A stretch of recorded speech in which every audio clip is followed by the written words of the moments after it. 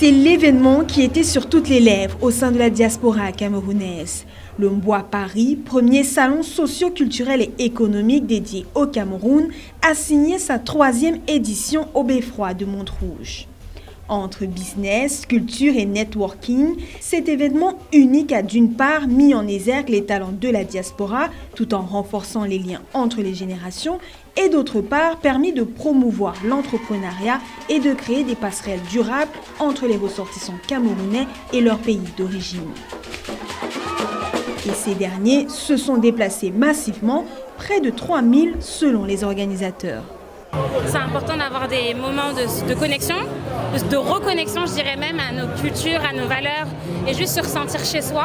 Donc c'est d'abord se créer cet espace d'échange-là. Vous entendez la musique camerounaise, vous sentez les odeurs. On se sent au Cameroun, on rencontre aussi ceux qui nous ont fait rêver, ceux qui ont ouvert les portes, et puis ça permet aussi aux plus jeunes de pouvoir avoir des figures de représentation importantes. Et cette année, le Mbwa Paris a mis les petits plats dans les grands avec un format inédit. Pour la première fois, l'événement a été décliné en 4 temps. Un gala de distinction pour ceux et celles qui font rayonner l'image du Cameroun à l'international, à l'instar de l'artiste Taïk, du comédien Thomas Guidjoy ou encore de la journaliste Denis Potet. Un brunch rythmé de B2B réunissant entrepreneurs et personnalités influentes, des workshops pour concrétiser des partenariats et bien sûr l'apothéose le 31 mai avec le grand salon marqué par des conférences débats, des animations culturelles, un concert, le tout en présence de plus d'une centaine d'exposants. Ce jour, il n'y avait pas d'initiative aussi fédératrice comme Mbwa Paris. Et c'est pour ça qu'il y a autant de monde qui vient, comme j'ai dit, des États-Unis, du Canada, des Pays-Bas, de la Suisse, de la Belgique, de l'Allemagne et même du Cameroun. Donc ça montre que voilà, on attendait ce type d'événement-là. Une ambiance festive, haute en couleurs, mais aussi des moments de forte émotion avec un vibrant hommage aux figures emblématiques camerounaises, un moment suspendu.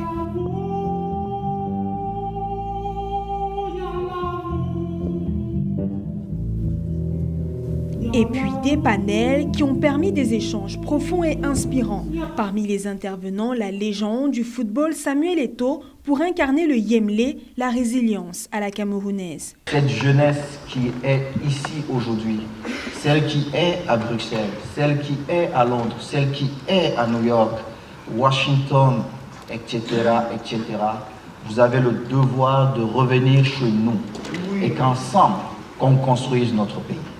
Une main tendue qui a trouvé écho auprès de la diaspora camerounaise, désormais résolument déterminée à contribuer au développement socio-économique du Cameroun. Et c'est dans cette perspective que le Mbwa Paris s'impose désormais comme une plateforme incontournable.